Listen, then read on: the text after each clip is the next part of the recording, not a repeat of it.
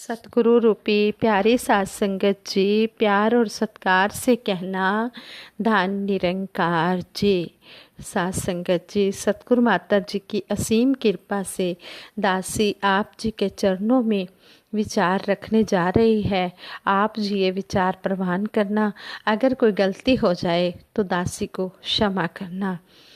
संगत जी कहते हैं कि एक बार गांव के दो व्यक्तियों ने शहर जाकर पैसे कमाने का फैसला लिया। शहर जाकर कुछ महीने इधर उधर छोटा मोटा काम कर दोनों ने कुछ पैसे जमा किए। फिर उन पैसों से अपना अपना बिजनेस शुरू किया। दोनों का बिजनेस बहुत अच्छा चल गया।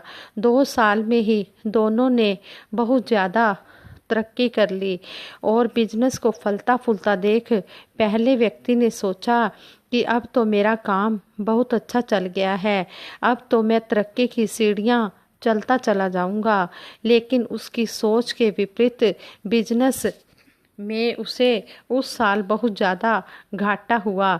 अब तक आसमान में उड़ रहा वह व्यक्ति यह सोचने लगा कि यह मेरे साथ कैसे हो गया कि मेरे व्यापार में घाटा पड़ गया है। सबसे पहले उसने उस दूसरे व्यक्ति के व्यवसाय की बिजनेस की स्थिति का पता लगाया जिसने उसके साथ ही बिजनेस शुरू किया था। वह यह जानकर हैरान रह गया कि इस उतार चढ़ाव और इस घाटे के समय में भी उसका जो बिजनेस है वो प्रॉफिट में है। उसने उसके पास जाकर इसका कारण जानने का फैसला लिया कि आपका बिजनेस ऐसे प्रॉफिट में कैसे जा रहा है। अगले ही दिन वह दूसरे व्यक्ति के पास पहुंचा। दूसरे व्यक्ति ने उसका खूब आदर सत्कार किया और उसका आने का कारण पूछा। तब पहला व्यक्ति बोला, दोस्त, इस साल मेरा बिजनेस बहुत ज़्यादा घाटे में जा रहा है। तुम भी तो इसी बिजनेस में हो। तुमने ऐसा क्या किया है कि इस तरह की सिचुएशन में भी तुमने काफ़ी प्रॉफिट कमाया है। यह बात सुन दूसरा व्यक्ति बोला, भाई मैं तो बस सीखता जा रहा हूँ अपनी गलती से भी और साथ ही दूसरों की गलतियों से भी। जो मेरे सामने प्रॉब्लम्स आती हैं उससे भी मैं सीख लेता हूँ। इसलिए जब दोबारा वैसी प्रॉब्लम मेरे सामने आए तो मैं उसका सामना अच्छे से कर पाऊँ। इस कारण मुझे कोई भी लॉस नहीं होता। ये सीखने की मेरी प्रवृत्ति है जो मुझे जीवन में आगे से आगे बढ़ाती जा रही है। दूसरे व्यक्ति की बात सुनकर पहले व्यक्ति को अपनी भूल का एहसास हुआ।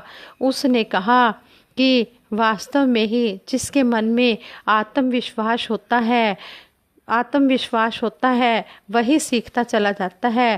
कहते हैं कि जब कोई हमारे साथ कोई अगर नुकसान भी हो रहा है, कोई हमारा अच्छा काम नहीं हो रहा, तो हमें उससे भी सीख ले लेनी चाहिए, उसमें से भी हमें गुण ग्रहण कर लेना चाहिए।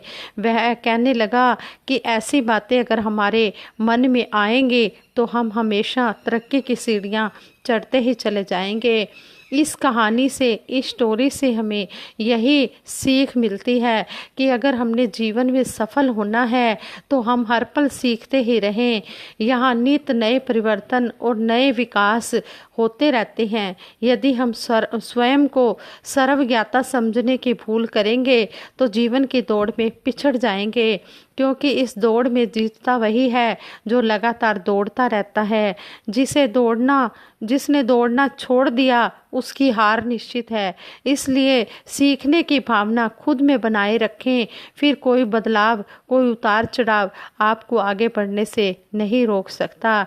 इसी तरह सतगुरु माता सुदीक्षा जी महाराज भी हमें यही समझाते हैं कि जो गुरसिख होता है वो हर सिचुएशन में कुछ ना कुछ सीखता ही चला जाता है। वो अपने आप को गिनवाता नहीं है, वो गंवाता है। जब गुरसिख अपने आप को गंवाता है तो वो भक्ति की सीढ़ी में आगे से आगे बढ़ता चला जाता है। इसी तरह दासी एक और स्टोरी आप जी के चरणों में शेयर करने जा रही है। इस स्टोरी से हमें यही सीखने को मिलता है कि अगर कोई हमें हमारा बुरा भी करता है तो हमें कभी भी उसका बुरा नहीं करना है, हमने हमेशा बुराई का बदला भलाई से ही देना है। ऐसा हमारे सतगुरु हमें समझाते हैं। ऐसा गुरु पीर पैगंबर युगों युगों से समझाते आ रहे हैं कि हमने हमेशा भलाई ही करनी है। हमने कभी भी भूल से भी किसी का दिल नहीं दुखाना, किसी की बात का बुरा नहीं मानना। अगर कोई हमें कुछ कह भी देता है तो हमने सहनशील बन के अपने आप को विशाल बनाना है। इस विशाल प्रभु से जुड़कर ही मन में विशालता आ पाएगी और तंग दिली से कहीं से भी ये विशालता नहीं आएगी। तो ऐसे ही कहा है कि क्षमाशीलता जिसके अंदर वो सुंदर इंसान बना, जिसने जितना सहन किया उतना ही महान बना। सतगुरु बाबा हरदेव सिंह जी महाराज ने संपूर्ण हरदेव वाणी द्वारा हमें समझाया है कि जिसके पास माफ़ी है, जो माफ़ी करना जानते हैं, माफ़ी देना जानते हैं, कहते हैं कि वही महान होता है। और जिसने जितना सहन कर लिया है, कहते हैं कि वही महान बने हैं। ऐसे ही दासी आप जी के चरणों में ये स्टोरी भी शेयर करने जा रही है। आप जी ये स्टोरी प्रवान करें। कहते हैं बहुत समय पहले की बात है, दो फ्रेंड बीहड़ इलाकों से होकर शहर जा रहे थे। गर्मी बहुत अधिक होने के कारण वो बीच बीच में रुकते और रेस्ट करते। उन्होंने अपने साथ खाने पीने की भी कुछ चीज़ें रखी हुई थी। जब दोपहर में उन्हें भूख लगी तो दोनों ने एक जगह बैठकर खाने का विचार किया। खाना खाते खाते दोनों में किसी बात को लेकर बहस छिड़ गई और धीरे धीरे बात इतनी बढ़ गई कि एक दोस्त ने दूसरे को थप्पड़ मार दिया।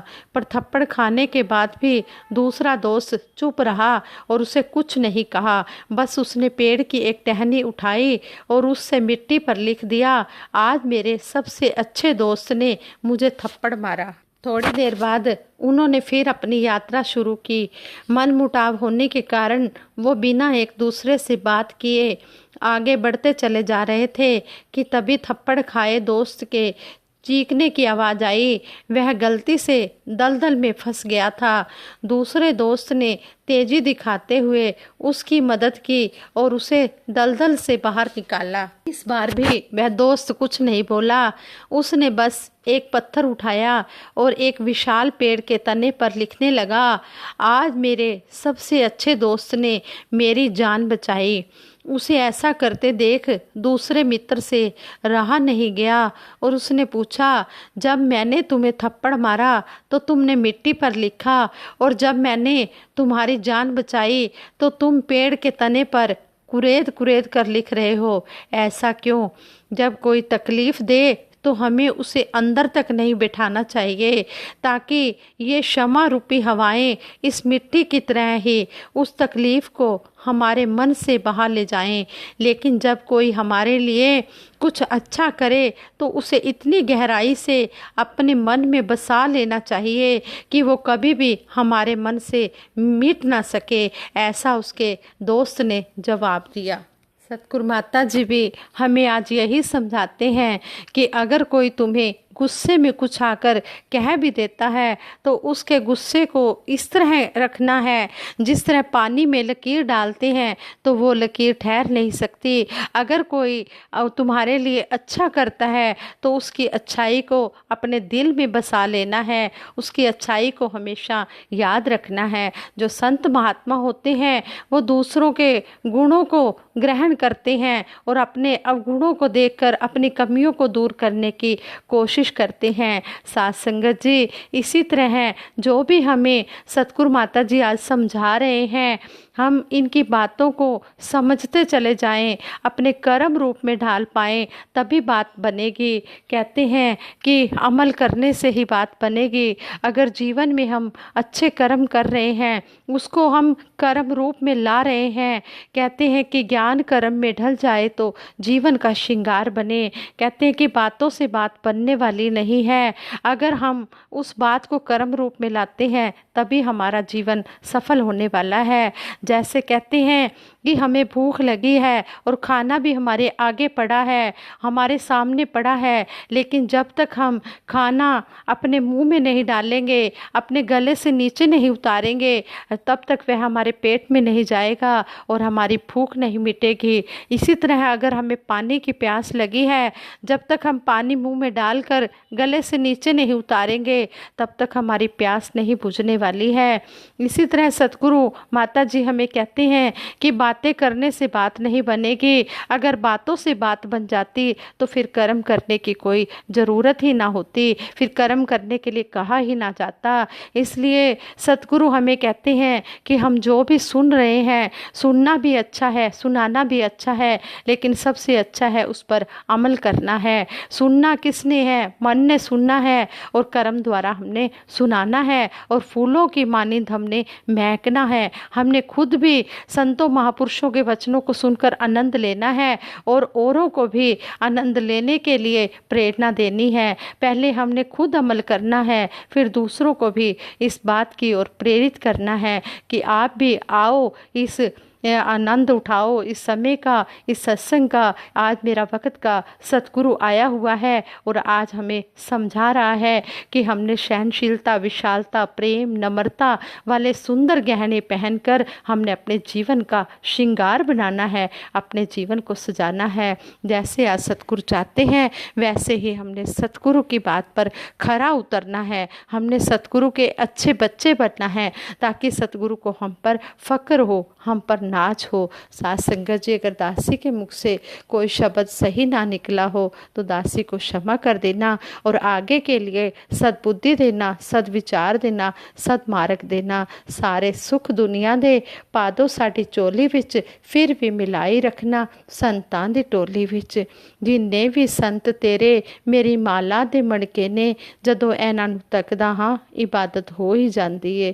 साथ संगत जी, हम हमेशा संतों महापुरुषों का आदर सत्कार करते चले जाएं, यही आप जी के चरणों से हम मांगते हैं, यही अरदास करते हैं। सच्चे पातशाह से ही मिलावी, जिना मिलिया तेरा नाम चितावे। साथ संगत जी, ऐसे संतों महापुरुषों का ही हमें संग देना जिनको मिलते ही हमें आप जी की याद आ जाए। हम हर समय सेवा, सिमरन, सत्संग रूपी ये जो सरोवर है इसमें हम डुबकियां लगाते रहें और यही हम अंतिम श्वासों तक कर्म करते चले जाएं। संगत जी, दासी सिमरन कराए कि सभी ने मिलकर सिमरन में साथ देना है। तू ही निरंकार मैं तेरी शरण हाँ, मैनू बख्श लो। तू ही निरंकार मैं तेरी शरण हाँ, मैनू बख्श लो। तू ही निरंकार मैं तेरी शरण हाँ, मैनू बख्श लो। बोलिए सतगुरु माता सुदीक्षा सविंदर हरदेव जी महाराज की जय। निरंकारी राजमाता गुरु बचन अवतार की जय। साथ संगत जी, प्यार से कहना धन निरंकार जी।